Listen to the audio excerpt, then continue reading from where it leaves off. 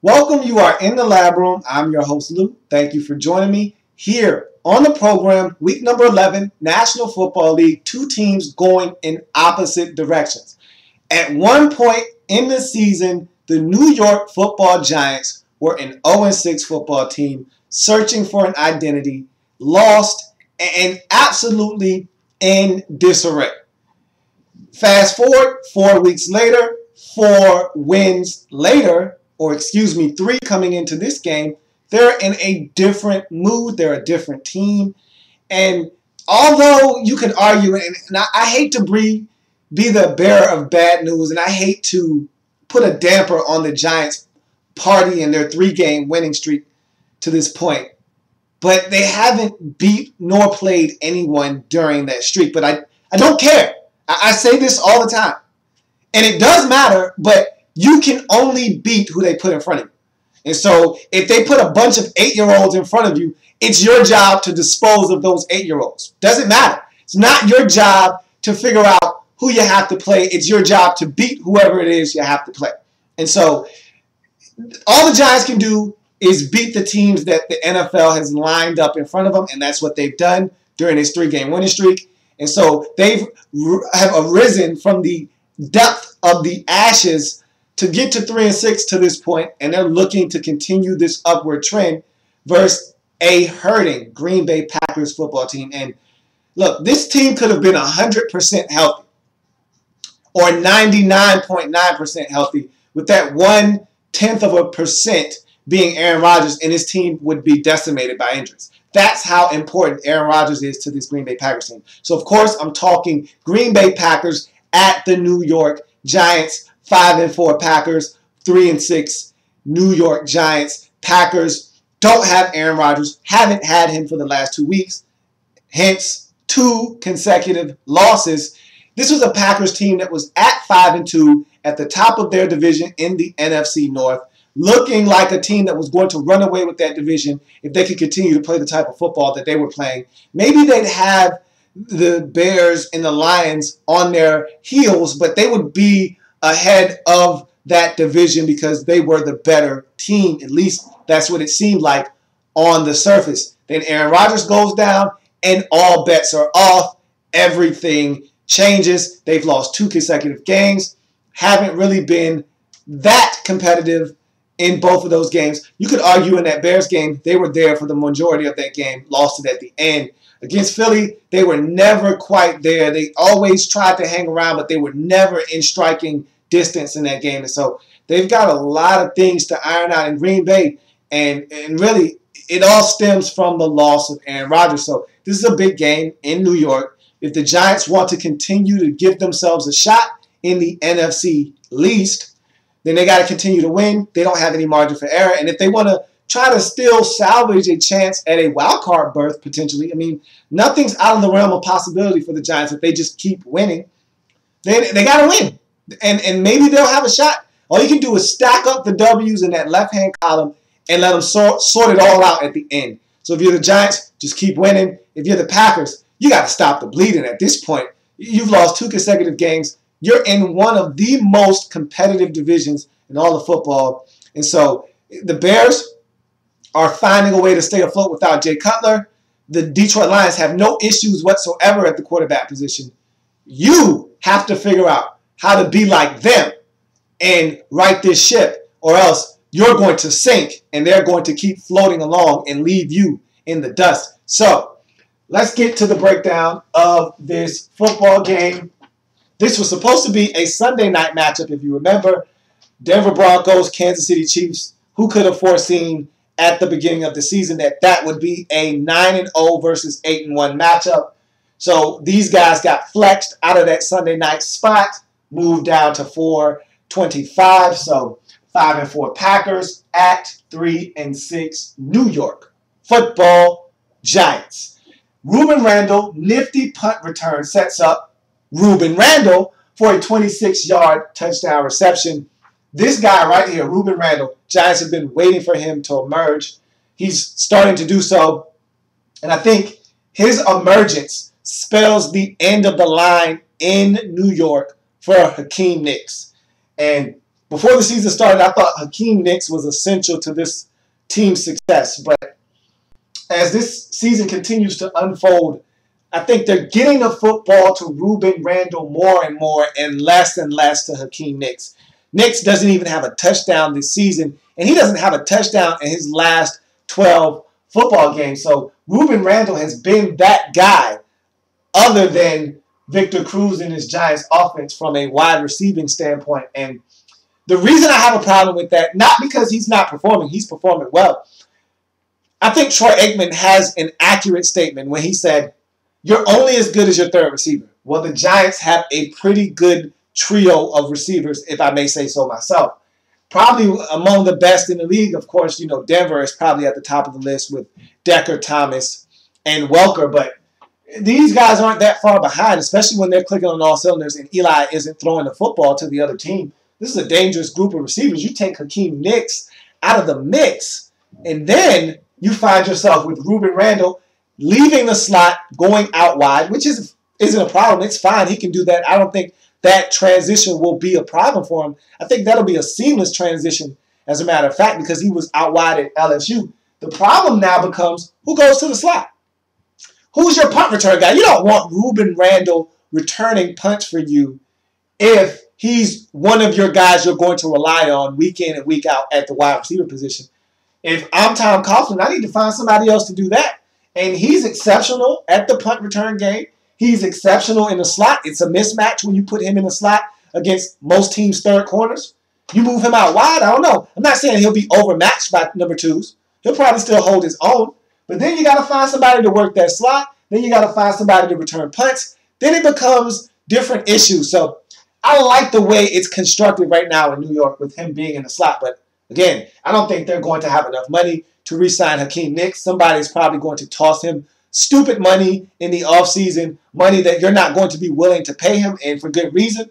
And then he'll have to move on. So we'll see. But Rueben Randle stepping up in this season for the Giants, and he helps them get out to a 7-0 lead in this game. Solid Giants drive yields a field goal. Giants take a quick 10-0 lead on the Packers in this game after big gains to Jordy Nelson and James Jones, totaling 70 yards on that possession. Packers still settle for a field goal. It's 10-3. Giants lead by a touchdown. This is the problem since Rodgers has left the lineup. This is the big problem here. The running game is still been something that they can rely on somewhat. And the defense hasn't played all that bad. This is the problem right here. The lack of the ability to get in the end zone. In that Eagles game, how many times did they get down there? They had one interception in the end zone. They had another failed fourth down attempt in the end zone. They struggled to get in the end zone versus the Philadelphia Eagles.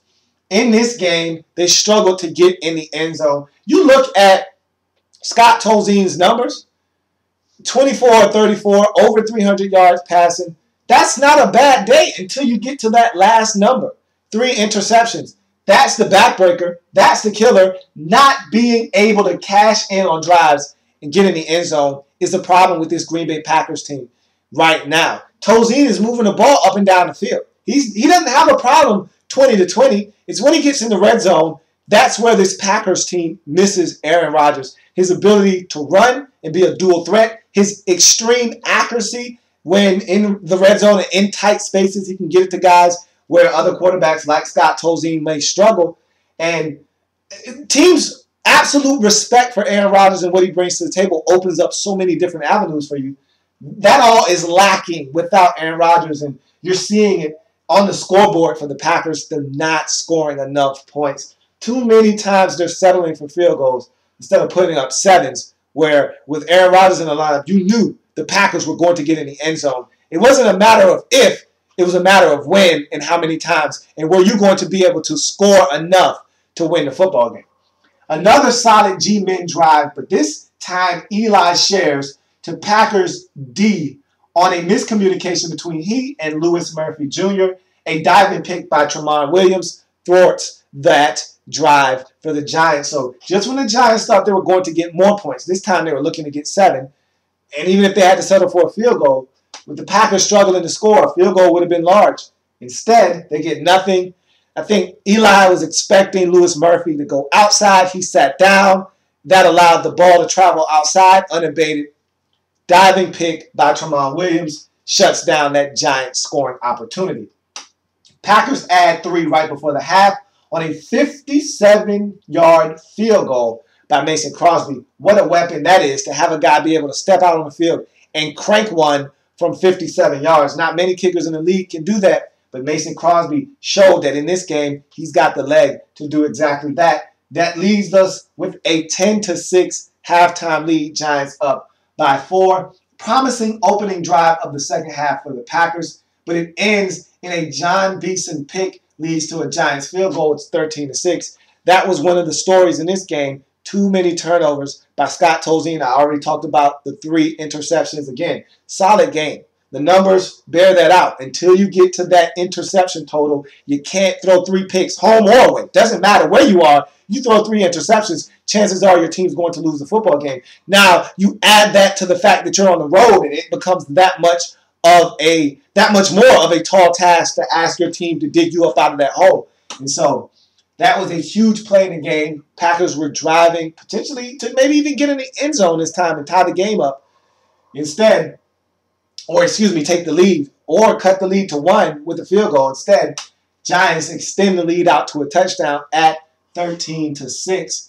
Packers' unsuccessful fake punt leads to a 1-yard Brandon Jacobs touchdown run at 20-6. So Packers getting desperate. They realize that they got to help Scott Tolzien and this offense out somehow. They elect to try to go the route of a fake punt. Does not work. Giants are able to stop them short of the line to gain. Turnover on downs. Giants march the football right down the field off of that stop. Get in the end zone with Brandon Jacobs. 20-6 now is the lead. At this point, if you're a Packers fan, you see the game slipping away because you don't score touchdowns. Without Aaron Rodgers, that is not your MO. You're not getting in the end zone. A 2-touchdown lead for the Giants on the road seems like a tall order for this Packers offense. Packers respond with a touchdown as Eddie Lacy gets in the end zone from 3 yards out. Cuts the lead in half to 20-13. So now you're back in the football game. You feel good about where you are, and maybe you're just one Eli Manning throw away from tying this game up. You know Eli does not mind sharing. Sharing is caring, and Eli Manning is one of the most caring players in the National Football League. So if you just hang in there, maybe Eli will give you a shot. Instead of it being Eli, though, that makes the big boo-boo, Scott Tolzien, JPP, exceptional pick 6 to extend the lead to ultimately what ends up being the final score at 27-13. And look, this is just a phenomenal play by Jason Pierre-Paul. I mean, I can't even really fault Scott Tolzien for this one. How many defensive ends do you know just leap up, catch the football, no bobble, none of that, just cleanly pick it out of the air and take off for a touchdown as if they were 15 yards away and caught the football? I mean, this is a nice little size throw. I'm talking about a nice size throw with some little heat on it. It's a little dark, little bullet out to the flats, and he just picks it off as if he got a handoff. He just snatches it out of the air like a 4-year-old threw it to him, takes off and gets in the end zone. I mean, one of the most athletic plays you'll see from a defensive end, but that's what Jason Pierre-Paul is, an athletic freak at defensive end. And so you can tell he's starting to get healthy again. He's still got a couple of nicks and bruises, but he's starting to get back to that form that made him a dominant force 2 years ago in the National Football League when he had 16.5 sacks and was picking off passes just like that. So what a play. That one put the icing on the cake for this one as the Giants take care of business at home against the Aaron Rodgers-less Green Bay Packers, 27-13. Packers fall to 5-5. They even it up on the season. And you don't look now, but this division is slowly slipping away from the Green Bay Packers. I don't know when Aaron Rodgers is coming back, but it can't be soon enough if you are the Green Bay Packers. Like I said before, I think the target date for him has to be Thanksgiving against the Lions. That's the last week you can afford to have him out. And the bad part is, when he comes back, he's got to be gun-blazing Aaron Rodgers. He can't be Aaron Rodgers, slightly rusty. I need a game to get back into game shape. he has to be Aaron Rodgers pre-injury as soon as he comes back, because that's the Lions on Thanksgiving, and you got to have that one. You got to have that one because the Lions and the Bears probably are going to be at least a game up on you in the standings, if not 2 or 3, by the time that game is underway. And so you have to win if you are Green Bay, and you got to have Rodgers back by then. And so a tough loss for the Packers. They're just going in the opposite direction. Meanwhile, the Giants, 4th consecutive win. This is a quality opponent. I don't care Aaron Rodgers isn't here. That's a quality opponent that you beat at home. Eli Manning and this offense is slowly gaining confidence. Eli didn't have an egregious pick. The only one he threw in this game was a miscommunication between him and Louis Murphy Jr. So you take that out of the equation. Eli was pretty solid in this game. I was waiting for the pick six, or at least one that set up a touchdown. Didn't come. This running game, guys are getting healthy. Andre Brown, Brandon Jacobs back in this game. Guys are getting healthy, so the run game is starting to come around. Passing game is picking up a little bit. Defense is starting to gain confidence because the offense isn't putting them in precarious situations as often anymore. And so, look out. I'm not saying that the Giants are going to do anything. I have written these guys off a long time ago, and I still feel like they just had too far to come off the pace to do anything. But, hey, it's four in a row in a bad NFC East that sees them only a game and a half out of first place. Look, I can't tell the Giants they don't have a shot. I can't do it because they've done the legwork to put themselves in a position to at least be playing meaningful football in November, where it looked like meaningful football was done and gone a long time ago. Now, all of a sudden, each game with each win becomes increasingly more important for the Giants. And so they've set themselves up to have meaningful football in November and into December if they continue on this pace. Giants get it done. They're now 4-6, 4-game winning streak. Look out for the G-Man. That's going to do it for this installment of In the Lab Room. I thank you for joining me. If it happens in the National Football League, whether big or small, we cover it all here in the Lab Room. Thank you for joining me. Come back and join me as I've got plenty more games to break down in week number 11 of the National Football League.